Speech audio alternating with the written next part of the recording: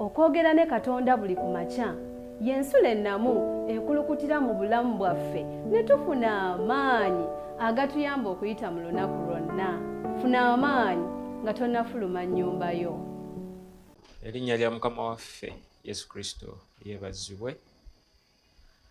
Ekiseera kyonna wasuze otya mukwano gwange gwe wenaakeeredde ku TV yaffe eno ennungi eya 3ABN ate mu ngeri y'enjawulo ku puroguramu ensulo ey'enkya. Kansuubire nti wasuze bulungi. Bwe kiba nga si kyekyo era njagala okugamba nti Mukama afaayo eri obulamu bwo. Teweeraliikirira, tokeŋŋentererwa. Mukama akwagaliza birungi byereere. Newankubadde ng'omulaba ateekawo embeera oluusi ezitunyigiriza ezigezaako okukweka okwagala kwa Katonda kw'alina gye tuli, naye njagala okukakasa nti Katonda waffe atwagala era ne mu ky'okuyiga eky'olunaku olwaleero tugenda kwongera okukikakasa. Weewaawo omuweerezaawo atuddewo enkya eya leero, nze Ssemambo Peter. Mukama ampadde omukisa guno okwogerako gy'oli nga mpita mu kigambo kye. Njagala okutegeeza nti tegeezaako omulala kadde tekannayita okuŋŋaanya ab'omu nju yo. Oboolyawo olina ne gw'oyinza okuweereza akamesejja omukubira kasimu naye asobole okwewulirira ku bubaka obwaleero. Njagala okukakasa nti Katonda alina obubaka bw'asindise gy'oli, bw'asindise gye ndi enkya eno eya leero, era manyi nti bujja kuba omukisa eri obulamu bwaffe, wamma naffe tujja kubuganyulwamu. Erinnya lya Mukama waffe lyebale. Kale nno nga bwe weeteekateeka olw'okuwuliriza obubaka bwa leero, nja kusaba osooka onneegatteko tutenderereze wamu Mukama n'oluyimba olw'ennamba ey'ekikumi mu katabo kaffe ak'ennyimba za Kristo olugamba nti awo ku musaalaba. Kale katutendereze Mukama ate n'oluvannyuma tweyongereyo mu ky'okuyiga kyaffe.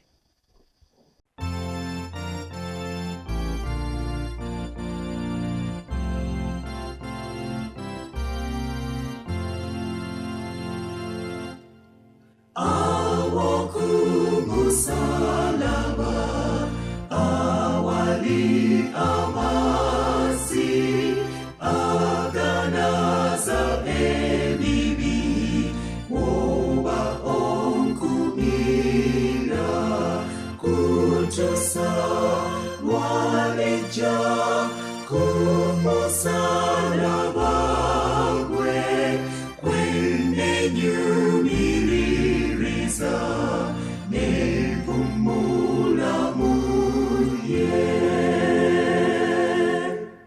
Okwonze omunaku kwesanga eddembe, omusana gwa Yesu negunjakira nze kutusa lwaleja ku musalaba gwe kwennenyumiririza nepumula muye.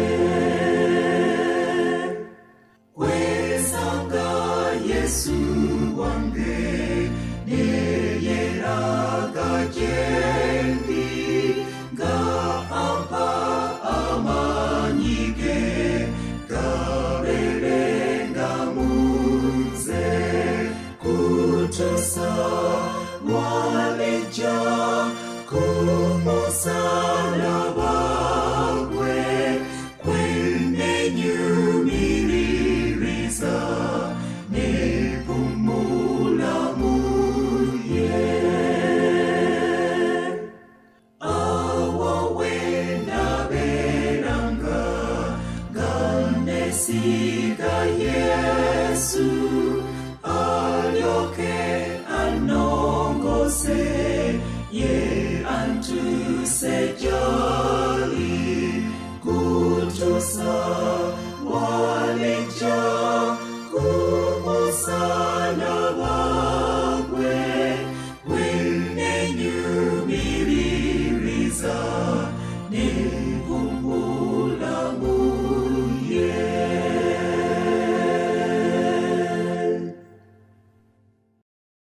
weewaawo ku musaalaba we wali amaanyi. Ku musaalaba we wali amaanyi. Era n'ekyokuyiga kyaffe ekyaleero tekyawuse, kigamba nti omusaalaba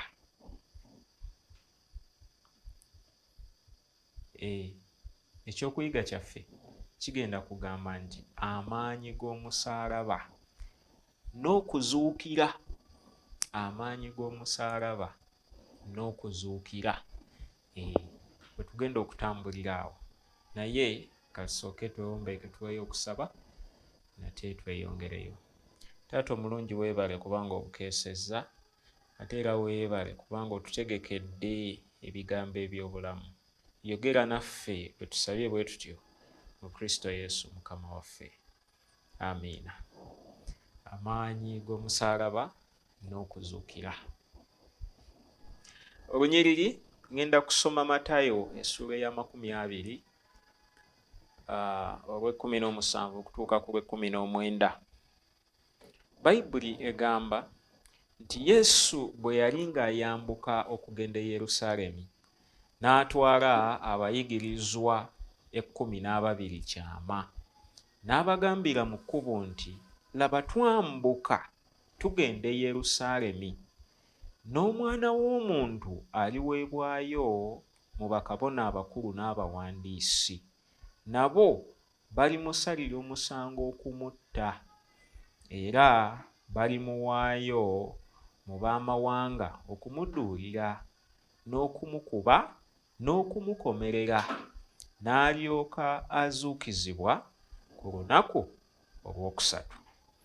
Ennyiriri ezo bw'oba ozitunuulidde ebigambo Mukama waffe Yesu Kristo by'agamba abayigirizwa bagenda nabo mu lusuku luli ng'agenda e Yerusaalemi, abagamba nti Omwana w'Omuntu agenda kuliibwamu olukwe, agenda kuweebwayo eri bannaddiini. Bannaddiini bamuteeke mu mikono gy'abannamawanga, bamuduulire bamukomerere ku musaalaba. Naye tebijja kukoma awo. Oluvannyuma lw'ennaku 3 ajja kuzuukira okuva mu ntaana. Kale tulaba nti waliwo ebintu wano eby'enjawulo ebyogerebwako. Waliwo okufa kwa Mukama waffe Yesu Kristo, afiira ku ki? Ku musaalaba.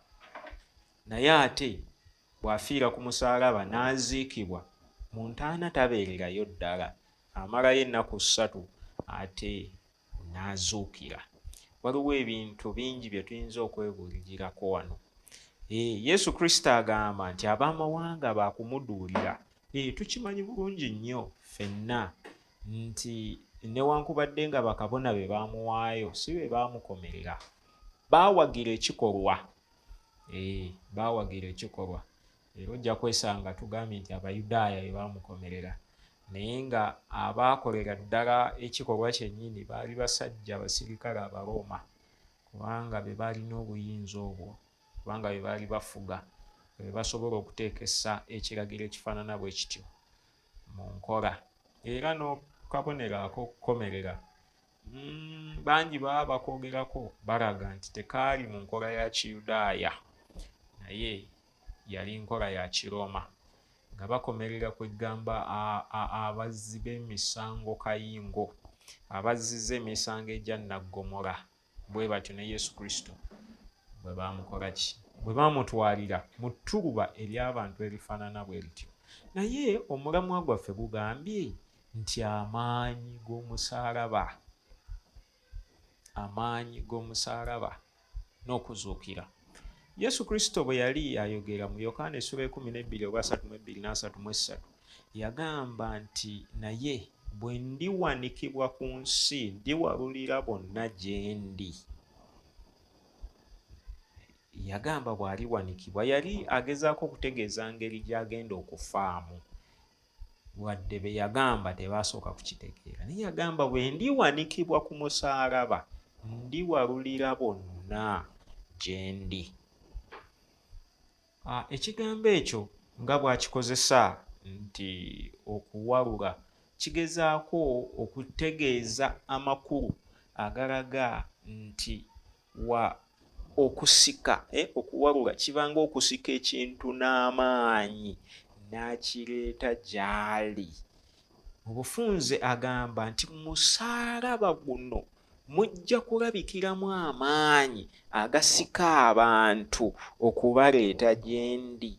Nga Yesu Kristo agamba bwe nnaawanikibwa ku musaalaba, mu musaalaba guno mulimu amaanyi ag'okusika abantu okubaleeta gye ndi, okubaleeta okusinza ye Yesu Kristo. Kyagezaako okubagamba maanyi ki ago agali mu musaalaba. Njagala okubategeeza, simanyi naye nsuubira nti bangi ku mmwe mwali mukozeseza ku kiyitibwa magineti. Magineti kiba kyuma, kiyinza okuba mu bika eby'enjawulo naye nga kisika ebyuma byonna eby'ekika ekya iron ebiba byetooloddewo. Buli we kikasanga kikasika ne kajja ne kakwatirako. Edda nzijukira twabeeranga n'emisipi egiri mu magineti naye ennaku zino ndowooza tegikyafuluma, naye magineti eyo esika ebyuma. Kati amaanyi ago aga magineti gafaananako amaanyi ag'omusaalaba, nti omusaalaba gusika abantu ne gubasembeza eri Yesu Kristo. Magineti yeewuunyisa nti singa oteeka ebyuma waggulu w'olupapula luno, magineti n'ogiteeka wansi, ojja kwesanga nga bw'otambuza magineti wansi wano, magineti gyedda n'obuuma gye bukola ki? Gye budda. Ekitegeeza obuuma buno buba bufugibwa magineti. Kati magineti gwe musaalaba, obuuma buno be bantu. Kitegeeza bawaluliddwa, basikiddwa amaanyi ag'omusaalaba okujja eri Yesu Kristo. Yesu Kristo wadda we badda, kyagamba kye batambulirako. Yesu Kristo kyagezaako okutugamba nti ku musaalaba kuno abo banaagutunuulira baakusikibwa okudda eri Katonda waffe. Peetero Pawulo kyava agamba eri Bakolinso ebbaluwa esooka essuula esooka 18 nti omusaalaba eri abo abalokolebwa kwegamba maanyi. Omusaalaba maanyi eri abalokolebwa, naye ate eri abo ababula busirusiru, eri abagutunuulira ne batunuulira omusaalaba nga tebalabamu ka buntu, naye eri abo abagulabyemu ensonga gubawalula ne gubatwala eri Mukama waffe Yesu Kristo. Kiki ekyo ekiwalula? Bayibuli bw'oba ogenze n'osomako eri mu Yeremiya essula 3:3, Bayibuli egamba nti kyenvudde mbawalula n'ekisa. Katonda atuwalula n'ekisa. Nenjagala nnyo Bayibuli ya King James Version egamba nti with loving kindness. Kwegamba eraga nti okuwalula kuno okw'ekisa kutabuddwamu okwagala. Okwagala kwe kukulembera ne kusika n'ekisa abantu bano. Amaanyi agali mu musaalaba agasika abantu ye kwagala. Era Pawulo kyava agamba nti okwagala kwa Kristo kutuwaliriza, mu bufunze kutusika okukola bye tukola. Naye okwagala okwo kwe kutuwalula ne kutuleeta eri Yesu Kristo. Abantu bangi bwe balabye omusaalaba ne balaba Yesu Kristo kye yabakolera olw'okubafiirira nga bali awo bannakunkunya edda tebakyalina kye bayinza kwekolera olw'ekibi ekibasalidde omusango nga bagwana okufa, ne bawalulirwa eri okwagala kwa Katonda. Bwe batunuulira omusaalaba ne bategeera nti balina Katonda abaagala, Katonda afaayo gye bali, Katonda atayagala bazikirire. Era ekyo bangi nnyo abakituuseeko, abategedde amaanyi agali mu musaalaba, bwe batyo ne bamaliriza nga bawaluliddwa ne bakkiriza Yesu Kristo nga omulokozi waabwe. Magineti erina ekintu ekirala kyekola, nti ekyuma gy'okoma okukiyisa ku magnet ne bajje kikoma okubeera okumpi ne magnet nakyo kyennyini kifuuka magnet. Era ogenda okulaba singa okijjako n'okitwala ewali obuuma obulala nga nakyo kitandise okubusika. Ekyo nno tekyewuunyisa nti bwe tusemberera Mukama waffe Yesu Kristo okwagala okwo kw'alina naffe tutandika okugabanako, naffe ne tutandika okuwalula abalala nga tubaleeta eri Kristo, nga tubasika, nga tubasembeza eri Yesu Kristo. Kiki ekibaawo ekyuma kino singa okijja ku magnet n'okiteeka wali ebbali ne kimalawo ekiseera nga tekiri ku magnet kuno? Amaanyi ago agasika gaggwaamu ne gabeera nga tekikyasobola kusika. Naffe bwe tuba buli lwe tuva awali Mukama waffe Yesu Kristo, amaanyi ago gagenda gatuvaamu ne tubeera nga tetukyasobola na kuwalula balala kubaleeta eri Kristo. Lwaki? Twava awali amaanyi. Twava awali amaanyi. Gwe yakkiriza Mukama waffe Yesu Kristo, kuno kusoomooza gy'oli ne gyendi nti nyimiridde ntya ne Katonda, nkyayina amaanyi ago. Oluusi waliwo ekkanisa emu mwe nagenda, oli n'agamba omupya eyakakyuka nti mukyalimu omuliro ogwo naye mujja kukka. Mujja kukka, mwe mulindeeko nammwe mujja kukka. Kaakati abantu kwegamba baave wali Kristo, okwagala kuli okwasooka ne kubula ne kusaanawo, ne balowooza nti bakyali ne Kristo naye ng'ekituufu kiri nti baayawukana dda naye, era balowooza nti bwe kityo bwe kirina okuba, n'abalala bajja bagoberera. Njagala okutegeeza nti singa osigala kumpi ne Kristo, okwagala okwo kujja kusigalawo. Amaanyi gali ag'omusaalaba agawalula, amaanyi gali agayitibwa okwagala gajja kusigala nga kuwalula, nga naawe gakugabanyizaako ku maanyi ago naawe bw'osika abalala. Sitaani agezezzaako okuteekawo embeera nti atunyageko amaanyi gano ng'atusembeza wala n'omusaalaba. Era kituleetedde okuba nga tuli Bakristaayo abatalina maanyi, kubanga omusaalaba twagwongerayo ne tugusuula mu guluka. Oluusi ne sermons tetubuulira tezikyalina maanyi, tezikyakola makulu, kubanga be tuzibuulira baava okumpi n'omusaalaba, so ebigambo tebikyakola makulu. Oluusi naffe ababa bazibuulidde omusaalaba tuba twagwabulira, ng'amaanyi ago tetukyagalina, nga n'ebigambo bye twogera tebikyalina maanyi. Yesu Kristo bwe yajja n'atandika okubuulira, abantu baalaba. Bw'osoma Makko ndowooza essuula esooka, awo ennyiriri ezisembayo, Bayibuli eraga nti abantu baalaba ng'ayogera ng'ow'obuyinza, nga tayogera ng'Abafalisaayo n'abawandiisi. Lwaki? Abawandiisi n'Abafalisaayo baali badduka dda ku Katonda nga n'amaanyi ga Katonda tegakyakola, naye Yesu yali aliraanye Katonda we ng'ayogera, ng'ekigambo ky'ayogera kifulumirako amaanyi ga Katonda. Naffe bwe tunaasemberera Yesu Kristo, amaanyi ago aga Katonda gaakutubeerako mu bye tukola, mu bye twogera. Naye olw'okuba twava ku musaalaba, twafiirwa amaanyi ago ag'okwagala, kyova olaba oluusi n'okulera abantu mu kkanisa kutulemye, kubanga okwagala kwawola. Enjiri oluusi etulemye, tulowooza nti mu kifo kyaffe okuyita abantu katuyite kwaya ejjeezi n'amazina abantu basobole okujja, kubanga ffe twayawukana ku musaalaba. Amaanyi ago tetukyagalina. Tulowooza balala be balina otukolera ekitundu ekyo. Okuyamba kwakendeera, kubanga abantu amaanyi ag'omusaalaba gaabaggwaako. Amaanyi gali ag'okwagala tebakyagalina. Abantu tebakyasaba ne mu maka gaabwe.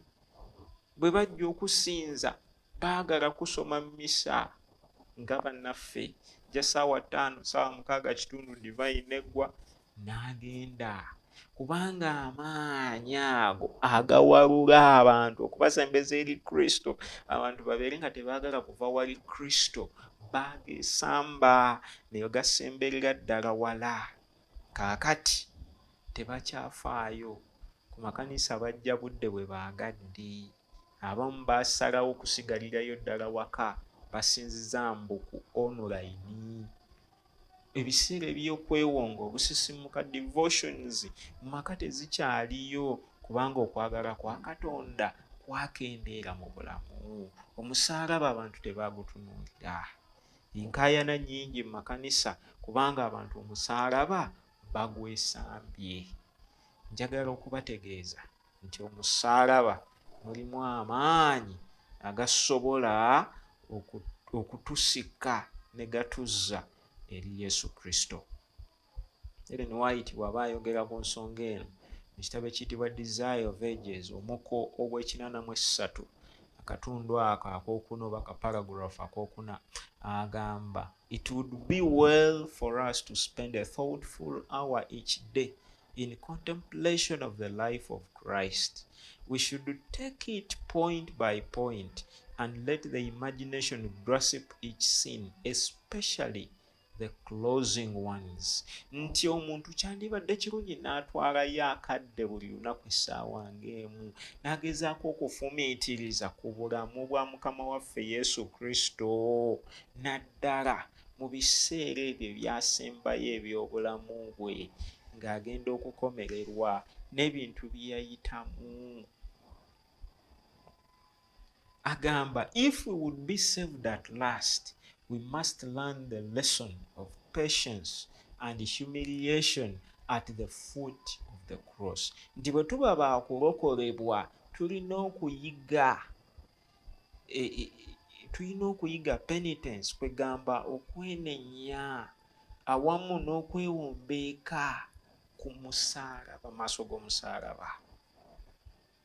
Kale njagala okubategeeza nti musaalaba mulimu amaanyi, kubanga mulabikiramu okwagala kwa Katonda okutuwalula, okutuwaliriza, okutusindiikiriza okukola kino ne kiri, naye nga tukikola olw'okwagala. Jesus is inviting and drawing by his Holy Spirit the hearts of young and old to himself. Kitabo bakiyita Father Cares, peegi eya 33 paragraph eyokusatu, nti Yesu akoowoola era awalula okuyita mu mwoyo gw'emitima gy'abato awamu n'abakulu gy'ali.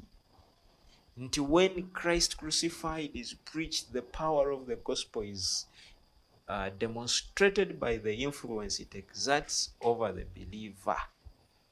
Nti Yesu Kristo ye yakomererwa bw'abuulirwa, amaanyi ag'enjiri galabika mu ngeri gye gakwata ku bulamu bw'oyo akkiriza. Era njagala obbakakasa nti buli muntu yenna ayanukulira okuyitibwa kwa Katonda tasobola kusigala mu kibi na mu butali butuukirivu. Ogwo gwe mutendera ogusooka, omuntu ono okukkiriza n'awalulibwa, bw'ayitibwa okwagala kwa Katonda okulabikira ku musaalaba, n'akkiriza nti ddala Mukama Katonda akoledde ebikulu, naye n'awaayo obulamu bwe eri Yesu Kristo, tewali mu mbeera yonna waasobola okusigala mu kibi, kubanga Yesu Kristo okuyita mu musaalaba atukyusa. Okwagala okwo kutukyusa ne tutambulira mu bulamu obw'obulamu obugolokofu. Naye njagala okutegeeza nti singa Yesu Kristo yakoma ku musaalaba n'atazuukira, tetwandibadde na ssuubi. Essuubi lyonna lye tulirina olw'okubanga Mukama waffe Yesu Kristo yazuukira. Era Pawulo ayogera ebigambo ebyo nga yeebuuza ng'agamba nti kale bwe waba nga tewali kuzuukira, olwo essuubi lyaffe liri ludda wa? Ebigambo ebyo bisomye eri mu Bakolinso ekisooka essula 15 olw'12 paka ku 14, alaga nti abamu boogera nga bagamba nti teri kuzuukira kw'abafu. Naye bwe waba nga tewali kuzuukira, ng'era ne Yesu Kristo teyazuukira, atukakasa bulungi nnyo nti obukristaayo bwaffe, okubuulira kwaffe, byonna kuba tekulina makulu, era kwegamba tubeera bannaku abakyasinze okusaasirwa mu nsi eno. Naye olwokubanga Mukama waffe Yesu Kristo yazuukira, bwe bukakafu bwe tulina nti eriyo Katonda mu ggulu, eriyo Katonda mu ggulu, oyo afaayo eri obulamu bwaffe, oyo essuubi lyaffe erisukka entaana, nti bwe twekwata ku Mukama waffe Yesu Kristo, amaanyi ag'omusalaba nga gatuwaludde n'okwagala ne gatutwala waali, ne twekuumira awo wansi w'omusalaba, ne tuwona ekibi, tujja kubeera kitundu ku abo abagenda okuzuukizibwa. Mukama waffe Yesu Kristo si wa kutuleka mu ntaana, naye ekiseera kiri akagombe bwe kalivuga tujja kuvaayo. Era bwe tunaavaayo tujja kwogera ebigambo nti gwe okufa okulumako kuli ludda wa, ate naawe amagombe obuwanguzi bwo buliwa. Nze neegomba okubeera ku abo abanaayogera ebigambo ebyo. Kyenva neewaayo eri Yesu Kristo, okwagala gwe kumpaliriza okukola kino na kiri, okulaba nga obulamu busigala bugenda mu maaso ate mu ngeri ekyasinze okubeera ennungi. Kale nange njagala okukoowoola gwe muganda wange, mukwano gwange andaba era mpuliriza, naawe weetwalire Yesu Kristo. Oba omusaalaba obadde waguvaako, ke kaseera okomewo, osobole okuwalulwa amaanyi ago ag'omusalaba. Okwagala kwa Kristo kufuge mu bulamu bwo, kubeere nga kwe kukuviirako okukola by'okola, nga kwe kukuviirako okutambula nga bw'otambula, ng'okwagala okwo kwe kukuleetera okwogera by'oyogera, naye ng'ate tofugibwa mbeera ekwetoolodde, naye nga kwagala kwa Yesu Kristo nga kwe kufuga byonna by'okola, byonna by'oyogera, byonna gy'otambulira, ng'okwagala okwo kwe kukuwaludde, kwe kukuleetera okukola. Essuubi ery'okuzuukira lijja kubeera kitundu ku bulamu bwo. Nsaba Mukama akuwa omukisa ng'oyita mu lunaku luno ng'olowooza ku bigambo ebyo, ate era nga bw'ozza obujja enkolaganayo ne Mukama waffe Yesu Kristo. Nja kusaba weewombeeke, twewonge eri Kitaffe. Katonda waffe omulungi, weebale Mukama, kubanga obadde wa kisa gye tuli. Otukoze bulungi, ayi Mukama, otuwadde omukisa okubanga tukyali balamu kaakano. Tugenda okugenda mu nsi okubaako bye tukola, tuwe amaanyi. Naye okusinga byonna Mukama, tuwalule n'okwagala kwo otusembeze gy'oli, kubanga awo w'oli we wali obuwanguzi. Twegomba okuba n'essuubi erisukka entaana, kyetuva tujja gy'oli, kubanga gwe w'oli tewaba bubi. Otunaazeeko obubi bwonna, otusangule, otutukuze, kubanga ffe tetuyinza na kwetukuza. Tubeere, ayi Kitaffe, okuyita mu lunaku, katutambule wamu naawe wansi w'okuluŋŋamya kwo awamu n'obukuumi bwo, mu Kristo Yesu Mukama waffe. Amiina. Kwagaliza olunaku olulungi. Ekisa kya Mukama waffe Yesu Kristo kibeere wamu naawe, n'okwagala kwe kweyongera okuwalula okusembeza gy'ali. Okwogera ne Katonda buli ku makya y'ensula ennamu ekulukutira mu bulamu bwaffe ne tufuna amaanyi agatuyamba okuyita mu lunaku lwonna. Funa amaanyi nga tonnafuluma nnyumba yo.